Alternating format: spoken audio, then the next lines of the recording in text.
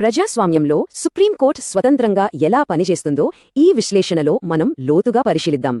అసలు మన న్యాయ వ్యవస్థ రాజకీయ నాయకుల ఒత్తిడికి తలొగ్గకుండా నిష్పాక్షికంగా ఎలా ఉండగలుగుతోందో తెలుసా? ఇక్కడే ఆర్టికల్ 146 సీన్లోకి వస్తుంది. ఇది రాజకీయ జోక్యానికి అడ్డుకునే ఒక బలమైన రాజ్యాంగ కవచమన్నమాట. ఈ కవచంలో మొదటి పిల్లర్ మానవ వనరులు. కోర్టు సిబ్బందిని నిజంగా ఎవరు కంట్రోల్ చేస్తారో ఇప్పుడు చూద్దాం. సిబ్బందిని నియమించే పవర్ ప్రధాన న్యాయమూర్తికి ఉంటుంది, కానీ వారి సేవా నిబంధనలను రాష్ట్రపతి ఆమోదిస్తారు. బ్యాలెన్స్ అంటే ఇదే. ఇక రెండవ పిల్లర్ ఆర్థిక స్వయం ప్రతిపత్తి. సంస్థాగత స్వతంత్రం నిలబడాలంటే ఈ ఫైనాన్షియల్ పవర్ చాలా ముఖ్యం. వినడానికి ఆశ్చర్యంగా ఉన్న సుప్రీంకోర్టు ఖర్చుల విషయంలో పార్లమెంట్లో ఎలాంటి ఓటింగూ జరగదు. అక్షరాల 0 ఓట్లు. ఎందుకంటే ఈ ఖర్చులన్నీ కన్సాలిడేటెడ్ ఫండ్ ఆఫ్ ఇండియా నుండి వెళ్తాయి. ఇది రాజకీయాలకు అతీతమైన ఒక సేఫ్ లాకర్. ఈ సెటప్ వల్లే న్యాయ వ్యవస్థ స్వతంత్రంగా ఉంటుంది. ఎవ్వరి జోక్యం లేకుండా అధికారాల విభజన పర్ఫెక్ట్గా జరుగుతుంది. ఇదే కోర్టుకున్న అతిపెద్ద భద్రత.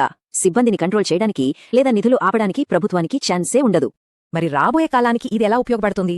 2026లో రాబోయే ఆధునిక ఈ కోర్ట్ సిస్టమ్కి ఇదే అసలైన పునాది. భారీ డిజిటల్ రిజిస్ట్రీ, ఆన్లైన్ ఫైలింగ్, ఇవన్నీ ఆర్టికల్ 146 ఇచ్చిన ఈ అటానమీ కిందనే స్వతంత్రంగా పనిచేస్తాయి. సింపుల్ రూల్స్లా కనిపించే ఇవే ఒక స్వతంత్ర న్యాయ వ్యవస్థకు ఎంత బలమైన పునాదులుగా మారాయో ఇప్పుడు అర్థమైంది కదా? ఒక్కసారి ఆలోచిద్దాం. ఈ రక్షణలే లేకపోతే మన ప్రజాస్వామ్యం ఏమయ్యేది? మన రాజ్యాంగంలోని అధికారాల విభజన ఎంత పవర్ఫుల్ అనేది ఇదే చెప్తోంది.